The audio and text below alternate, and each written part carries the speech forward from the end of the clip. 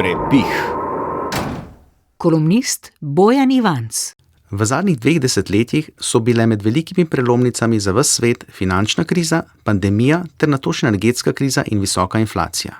Vsakega od teh izzivov smo premagali, pri čemer so pomembno vlogo igrale države za določenjem ukrepov za blažitev negativnih učinkov na gospodarstvo in posameznike.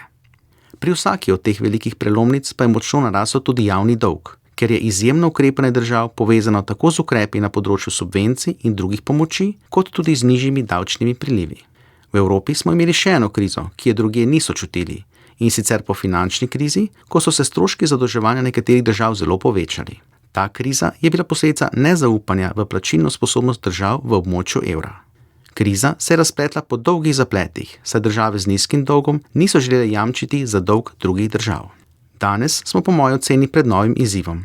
Evropske države bodo zelo verjetno bistveno dvignile svoje izdatke za obrambo, ker je novi ameriški predsednik jasno povedal, da se Evropa ne more več zanašati na varnostna jamstva, ki ga dajo Združene države prek zveze NATO.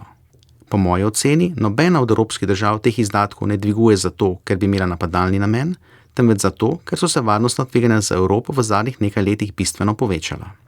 V lanskem letu so denimo države Evropske unije za obrambo skupaj namenile 326 milijard evrov, kar je bilo 1,9% bruto domačega proizvoda. Obrambni izdatki v Evropi se pomembno povečujejo od leta 2022, kar sovpada z začetkom vojne v Ukrajini.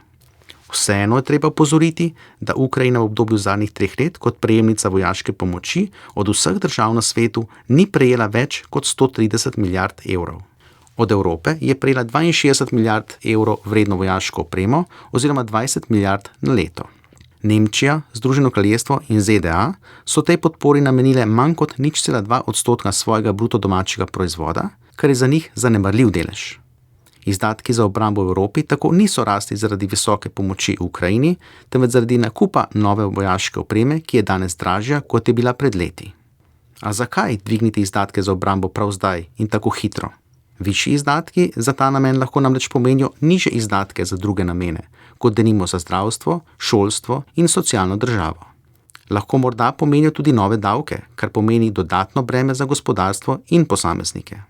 Višji izdatki so povezani tudi s krepitvijo števila vojakov, ker so skoraj vse evropske vojske kadrovsko podhranjene.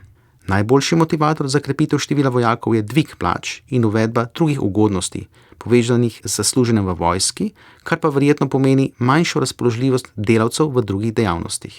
Zgodovina nas uči, da so države v zadnjih 130 letih v Evropi tako visok dvig obrambnih izdatkov financirale pretežno z dolgom, v manjši meri pa z višjimi davki. Le redko kdaj pa za zmanjšanjem potrošnje države na drugih področjih. Toda tudi dolg je treba enkrat odplačati, bi se na to odzval racionalen posameznik. Na tem delu je treba ločiti med posameznikom in državo.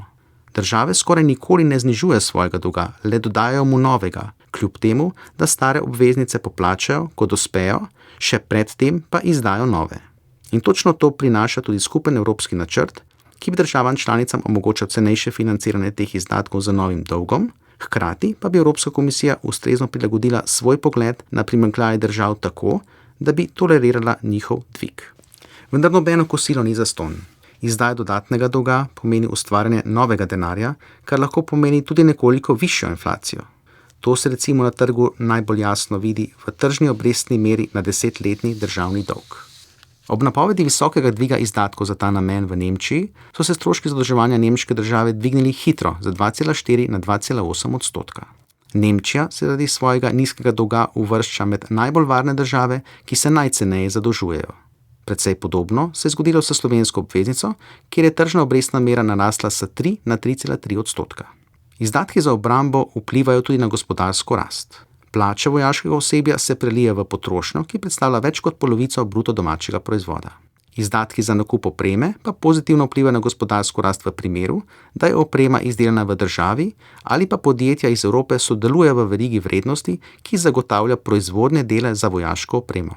V zadnjih 3 letih so evropske države okoli 80% orožja uvozile iz drugih držav, kar na gospodarsko rast ni vplivalo pozitivno. Države članice se tako prav zdaj dogovarjajo, ali bi nove nabave orožja morale prednostno upoštevati dobavitelje in proizvajalce iz Evropske unije, ali pa tudi iz drugih držav, kot so Združeno kraljestvo, Norveška in Turčija. Lahko bi rekli, da se krešejo mnenja med ekonomisti in obramboslovci, saj prvi zagovarjajo domačo proizvodnjo in nabavo, drugi pa dajo prednost tehnološki uporabnosti orožja. Vsekakor pričakujem, da bo tema dviga obrambnih izdatkov ostala z nami še naslednjih nekaj let, obenem pa menim, da bodo imeli pozitiven vpliv na gospodarsko rast. Vsekakor pa lahko na ta račun pričakujemo tudi nekoliko višjo prihodnjo rast cen, kot bi jo imeli sicer. Kolumna Prepih.